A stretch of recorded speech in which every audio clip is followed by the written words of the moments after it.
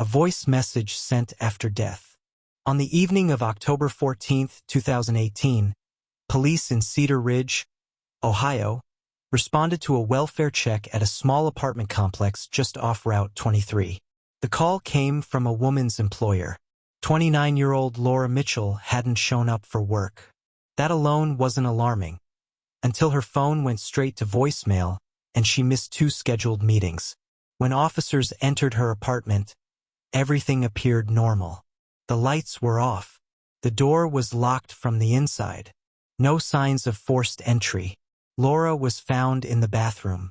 She was pronounced dead at 9:12 p.m. The initial ruling. The scene didn't suggest violence. No defensive wounds. No broken objects. No blood. Prescription medication was found on the counter. Medication Laura had been legally prescribed for anxiety. The preliminary conclusion was accidental overdose. By midnight, detectives believed the case would close quietly. They were wrong. The message. At 11:47 p.m., Laura's mother received a voicemail. It came from Laura's phone number. The message was short, just 9 seconds. Laura's voice sounded strained, controlled. "If you get this, something's wrong. Please check my apartment." Then the recording stopped. Her mother immediately called police. Why the voicemail shouldn't exist. Detectives initially assumed it was a delayed message, a voicemail recorded earlier and delivered late by the carrier. But phone records told a different story. The voicemail was created at 11:46 p.m. It was sent at 11:47 p.m. That was more than 2 hours after Laura had been pronounced dead. The phone used to record the message was Laura's personal device, which meant only 2 possibilities existed. Either Laura was alive after being declared dead, or someone else used her phone. The phone examination. Forensic analysis revealed something else. Laura's phone had been unlocked at 11:42 p.m. The voicemail app had been opened manually. The recording was not accidental.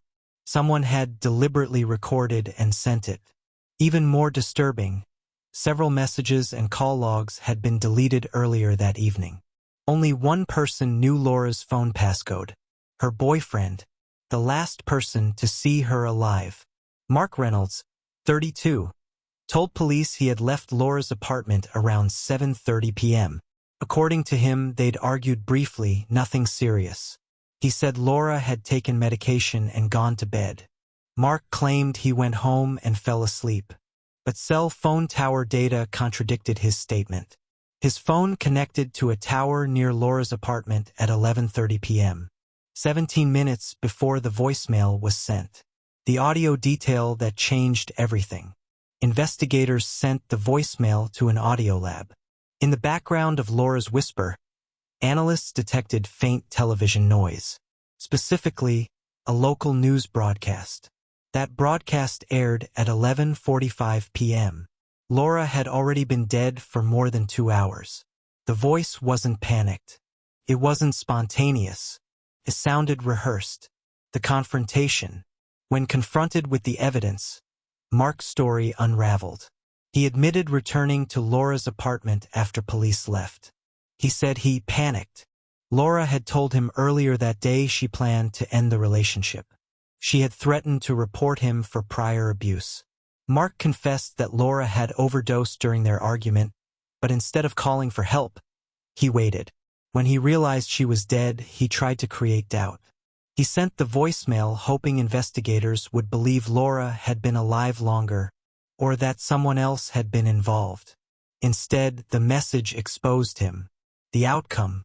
Mark Reynolds was charged with involuntary manslaughter and evidence tampering. At trial, prosecutors played the voicemail.